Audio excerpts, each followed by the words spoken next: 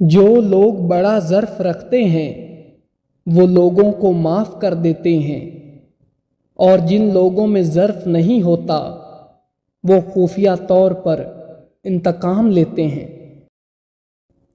ماں ایک ایسی ہستی ہے جو ہر حال میں اپنی اولاد کو معاف کر دیتی ہے، چاہے اولاد نے مصیبت کے پہاڑ ہی اس پر کیوں نہ گرائے ہوں۔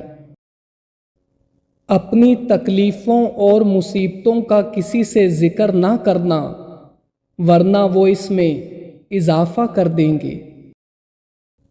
سائنس یہ بات کبھی نہیں بتا سکتی کہ جو خیال ہمارے ذہن میں آتے ہیں وہ کہاں سے آتے ہیں۔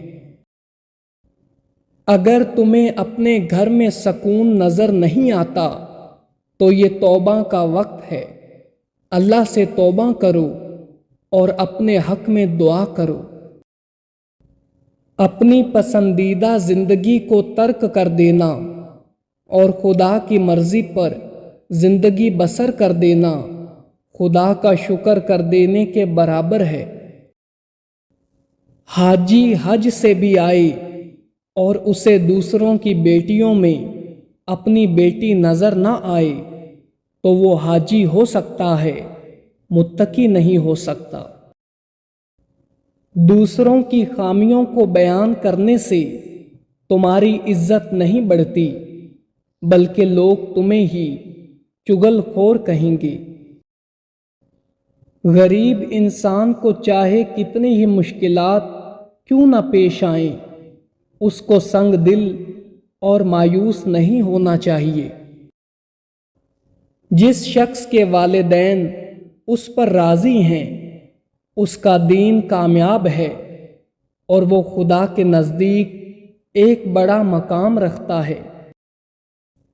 کسی انسان کے کردار کو دیکھ کر اسے برا نہ کہو، ہو سکتا ہے کہ وہ توبہ کر لے، خدا اس کو بہترین جانتا ہے، تم نہیں۔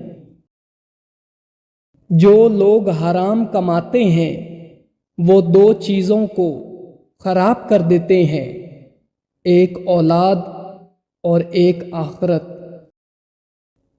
جو والدین اپنی اولاد کو رشوت کے مال پہ پالتے ہیں ان کی اولاد ہمیشہ باغی ہوگی، وہ بے ادب بھی ہوگی، گستاخ بھی ہوگی۔ کسی سے غلط توقعات نہ رکھیں، یہ آپ کو مایوس کر دے گا۔ دوسروں پر حد سے زیادہ توقعات رکھنے سے تم ناکامی کا سامنا کرتے ہو۔ انسان علم تو سیکھتا ہے لیکن ادب کو بھول جاتا ہے۔ جو لوگ ادب کے بغیر علم سیکھتے ہیں وہ لا علم ہے، کیونکہ انہیں ادب کا علم نہیں۔ کسی انسان کی اچھی عادت اور خوبی کو لوگوں سے بیان کرو، اور اگر کسی کی خامی کو دیکھو تو اسے لوگوں کو مت بتاؤ، یہاں تمہاری خوبی کا امتحان ہے۔ وہ شخص ابلیس سے بھی بڑھ کر ہے جو توبہ کے دروازے کو بند سمجھتا ہے اور خدا کی رحمانی پر ایمان نہیں رکھتا۔ ہمارے نبی صلی اللہ علیہ وآلہ وسلم نے اپنی زندگی میں کسی سے ذاتی انتقام نہیں لیا اور نہ ہی اپنے مفاد کے لیے کسی کا حق مارا ہے۔ اگر تمہاری زندگی میں غم آ جائیں تو پریشان نہ ہونا، سمجھ جانا کہ تمہیں پسند کیا جا رہا ہے۔ جو لوگ صرف ضرورت کے وقت اللہ تعالیٰ کو یاد کرتے ہیں وہ اللہ کو دونوں حالتوں میں چھوڑ دیتے ہیں، جب ان کی ضرورت پوری ہو جائے تب بھی چھوڑ دیتے ہیں، اور جب نہیں پوری ہوتی تو بھی چھوڑ دیتے ہیں۔ جو انسان جلد بازی میں فیصلہ کرتا ہے وہ اس فیصلے کے نتیجے میں ساری عمر پریشان رہتا ہے۔